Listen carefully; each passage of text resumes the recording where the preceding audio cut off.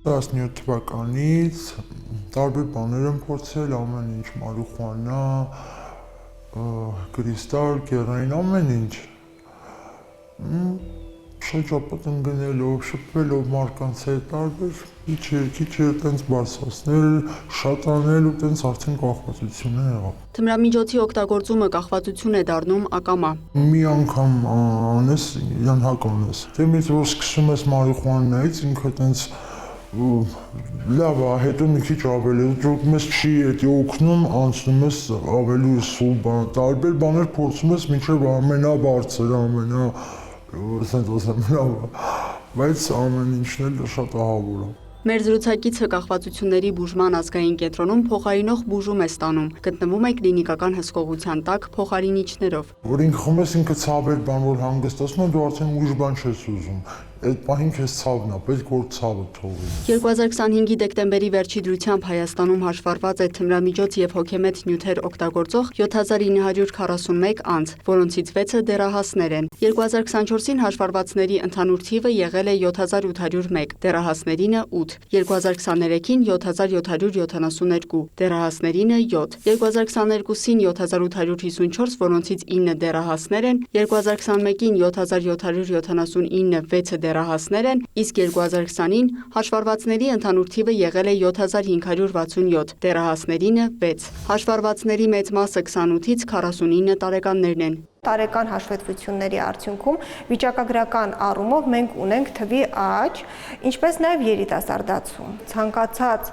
երկրում, ինչպես աշխարհի մակարդակով, այնպես էլ Հայաստանում վիճակագրության թվերը լոկ մի փոքր մասն են կազմում իրական պատկերի, իրականում թիվը շատ անգամ ավելի մեծ է, քան վիճակագրության տվյալները։ Իսկ որտեղից է սովորաբար սկսվում թմրամիջոցի օգտագործումը, մասնագետը նշում է։ Հաճախ այն երիտասարդները, ովքեր մեզ դիմում են բուժօգնության, կամ նույնիսկ հասուն մարդիկ, ովքեր որ դիմում են բուժման եւ պատմեն առաջին անգամ երբ է եղել թմրամիջոցի գործածումը, հաճախ թմրամիջոցի գործածումը լինում է իրենց շենքի բակում, իրենց տան հարևանությամբ ավելի ավագ ընկերների կողմից հյուրասիրման արդյունքում։ Կախվածությունների բուժման ազգային կենտրոնում մարդիկ աջակցություն ստանալու հնարավորություն ունեն։ Հայաստանի Հանրապետության քաղաքացիների համար բուժօգնությունն անվճար է։ Կենտրոնը իրականացնում է կախվածությունների կանխարգելում, վաղ հայտնաբերում, նրանց բուժում եւ հետագայում դիսպանսեր հսկողություն, ինչպես նաեւ նպաստում է անձանց վերասոցիալականացմանը եւ հետագայում ապահովում է աշխատանքով ապահովում կամ այլ սոմատիկ հիվանդությունների դեպքում նույնպես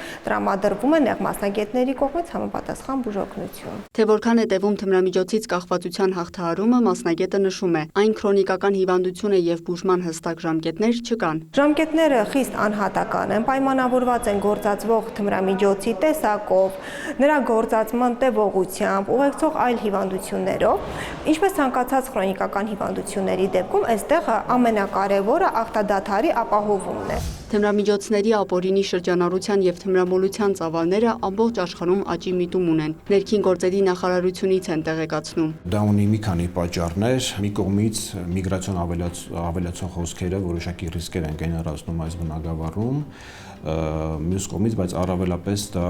կապված է տեղեկատվական տեխնոլոգիաների զարգացման հետ։ Վերջին տարիներին ըստ Հովսեփյանի նկատվում է թմրամիջոցի հետ կապված հանցագործությունների հայտնաբերման աճ։ 2026-ի հունվար-մարտ ամիսներին հայտնաբերվել է 838 հանցագործության դեպք, բացահայտվել է 58%-ը։ 2025-ի ամբողջ տարվա ընթացքում արձանագրվել է 4170 հանցագործության դեպք, բացահայտումը կազմել է 57.9%։ 2024-ին 3485 դեպք, բացահայտումը 52.1%։ 2023-ին 5070 դեպք, բացահայտումը 52%։ 2022 թվականին 2266 դեպք, բացահայտումը 34.5%։ 2021-ին 1544 դեպք, բացահայտումը 48.4%, իսկ 2020-ին արձանագրվել է հանցագործության 1226 դեպք, բացահայտումը կազմել է 48%։ Ներկայումս այս տիպի հանցագործությունների մեծ մասը տեղափոխվել է համացանցային հարթակ եւ հիմնական տարածումը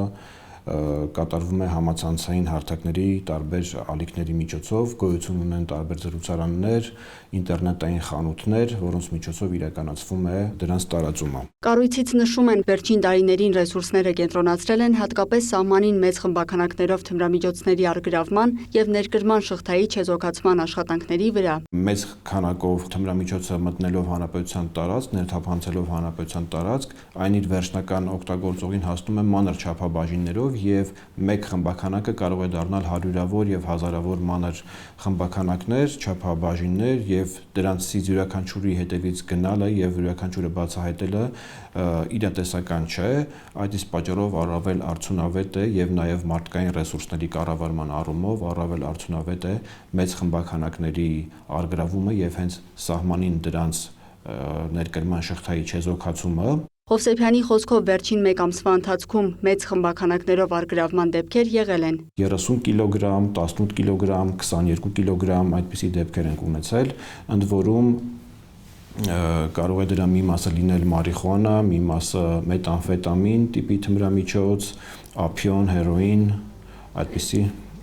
առգրավումներ ունենք։ Քննչական կոմիտեից էլ լուրերին տեղեկացրին թմրամիջոցների օրինական շրջանառության դեմ ուղղված հանցագործությունների վերաբերյալ այս տարվա առաջին եռամսյակի ընթացքում արձանագրված դեպքերի առթիվ քննվել է 1130 քրեական վարույթ, որից 218-ը 241 անձի վերաբերյալ մեղադրական եզրակացությամբ ուղարկվել է դատարան։ Նախորդ տարվա ընթացքում էլ քննվել է 4394 քրեական վարույթ, որից 1294-ը 1485 անձի վերաբերյալ ուղարկվել է դատարան։ Լիանա Խաչատուրյան, Ռաֆիկ Սողոմոնյան եւ Արթուր Պետրոսյան, Կիրակնորյա լուրեր։